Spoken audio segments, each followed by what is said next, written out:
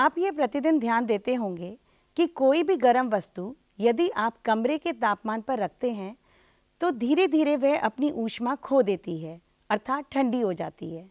क्या आपने कभी सोचा है कि गर्म वस्तुएं परिवेश में अपनी ऊष्मा को कैसे खोती हैं? कोई भी तप्त पिंड अधिकतर विकिरणों के द्वारा ऊष्मा को परिवेश में खोता है।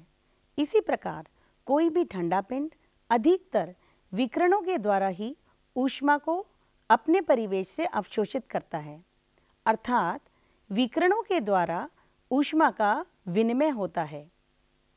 इसी पर आधारित है हमारा आज का प्रयोग। कोई भी तप्त पिंड किस दर से ऊष्मा की क्षति करता है, यह बात उस पिंड के ताप तथा परिवेश के ताप के अंतर पर निर्भर करता है। आइए देखते हैं कि किसी तप्त पिंड के शीतलन के लिए ताप समय ग्राफ कैसे आलेखित किया जाता है। इस प्रयोग में आने वाले सामान है कैलोरीमीटर विलोडक सहित, एक तापमापी, प्रयोगशाला स्टैंड, कैलोरीमीटर का ढक्कन जिसमें कि छिद्र है, आप देख सकते हैं, और एक विराम घड़ी। आइए अब प्रयोग शुरू करते हैं। सबसे पहले हम कमरे का तापमान नोट करेंगे। उसके लिए हम ये तापमापी का इस्तेमाल करेंगे, जिसमें सबसे पहले हमें इसका परास निकालना है।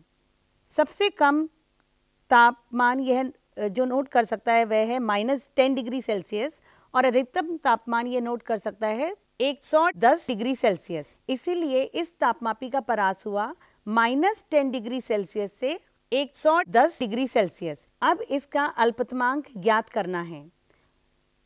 किन्हीं भी दो बड़े भागों के बीच में, जैसे कि यहाँ 10 और 20 के बीच में आप ध्यान दें तो 10 उपभाग हैं, अर्थात इसका अल्पतमांक हुआ 1 डिग्री सेल्सियस। इस तापमापी का परास -10 डिग्री सेल्सियस से 110 डिग्री सेल्सियस तक है। ये तापमापी न्यूनतम तापमान -10 डिग्री सेल्सियस नाप सकता है तथा अधिकतम तापमान 110 डिग्री सेल्सियस नाप सकता है। इस तापमापी की सहायता से अब हम इस कमरे के ताप को नोट करेंगे। उसके लिए इस तापमापी को हम बिल्कुल सीधा रखते हैं। पाठ्यांक लेते समय हमारी दृष्टि रेखा पारे के तल के सीध में हो। जैसे कि इस समय इस कमरे का तापमान है 27 डिग्री सेल्सियस। अब इस कैलोरीमीटर में हम गर्म पानी रखेंगे। इसका तापमान कमरे के तापमान से लगभग 40 से 50 डिग्री सेल्सियस ज़्यादा होना चाहिए। इसे हम अब कैलोरीमीटर के ढक्कन से, जिसमें कि एक छेद है, उसके द्वारा ढक देंगे, जिससे कि वाष्पन के द्वारा ऊष्मा का क्षय हम कम कर सकें। इसमें हमने थर्मामीटर को अंदर डाला, ये ध्यान रखते हुए कि थर्मामीटर का या तापमापी का बल्ब पूरी तरह से पानी में डूबा हो और दीवारों को बिल्कुल भी ना छुए। अब इस जल का हम आरंभिक ताप नोट करते हैं। इसके साथ ही हम इस डिजिटल घड़ी को भी स्टार्ट करेंगे और हर 1 मिनट के अंतराल के बाद इसका तापमान नोट करते जाएंगे।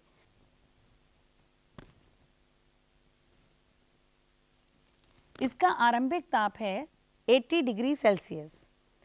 ये हमने एक सारणी बनाई है जिसमें हमने समय और उसके साथ ही जल का तापमान उस समयांतर के बाद हम नोट करते जाएंगे। बीच बीच में विलोडक के द्वारा इस पानी को भी हम हिलाते रहेंगे, जिससे कि पूरे जल का तापमान एक समान रहे। 1 मिनट होने ही वाला है। इसका तापमान है 77 डिग्री सेल्सियस। घड़ी को चलते ही रहने देंगे, बीच में रोकेंगे नहीं।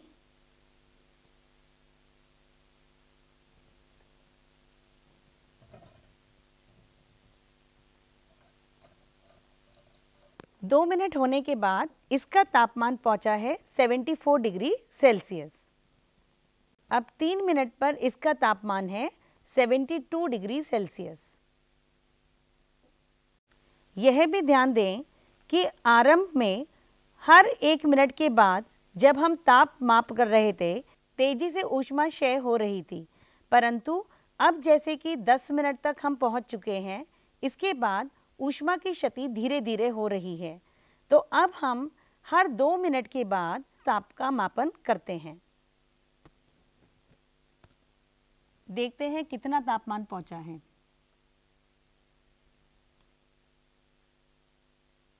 हम ये देखते हैं कि तापांतर अब कम होता जा रहा है इस जल का तथा इस परिवेश का, अर्थात इस कमरे का।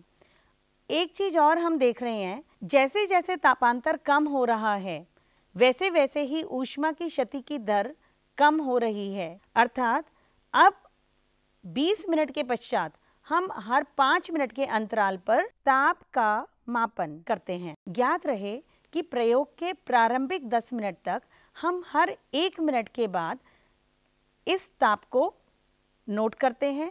10 के 20 मिनट के अंतराल पे हम हर 2 मिनट में तापमान को नोट करेंगे और फिर 20 के बाद हर 5 मिनट के अंतराल पे हम तापमान को नोट करेंगे और इस सारणी में लिख लेंगे। अब इसके पश्चात हमें एक और कॉलम बनाना है जिसमें कि हम जल का ताप तथा परिवेश के ताप, अर्थात इस कमरे के ताप के बीच के अंतर को परिकलन करके लिखेंगे।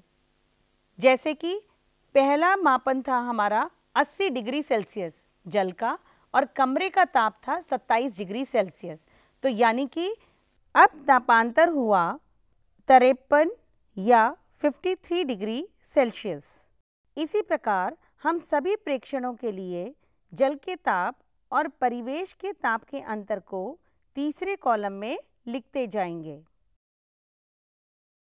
अब हम एक ग्राफ पेपर पर समय तथा तापांतर के बीच में ग्राफ आलेखित करेंगे जिससे कि हम समय तथा तापांतर के बीच के संबंध को समझ सकें।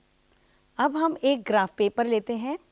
सबसे पहले इस ग्राफ पेपर पर x अक्ष के अनुदिश हम समय लेते हैं और y अक्ष के अनुदिश हम तापांतर लेंगे।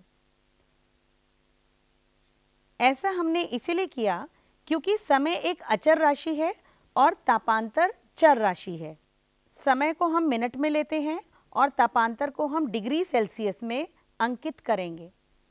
यहाँ पैमाना x अक्ष के अनुदिश 1 सेंटीमीटर बराबर 2 मिनट लेते हैं और y अक्ष के अनुदिश पैमाना 1 सेंटीमीटर बराबर 2 डिग्री सेल्सियस लेते हैं। अब प्रयोग के आंकड़ों के आधार पर हम ग्राफ खींचते हैं। अब इस प्रकार हम सभी बिंदुओं को यथासंभव निष्कोण वक्र द्वारा जोड़ने की कोशिश करेंगे। ऐसा करते समय कुछ बिंदु यथासंभव इधर उधर छूट सकते हैं जो कि सामान्यतः स्वाभाविक हैं। आप देख सकते हैं कि यह वक्र प्रारंभिक समय में y अक्ष के लगभग समांतर है और बाद में यही वक्र x अक्ष के लगभग समांतर है।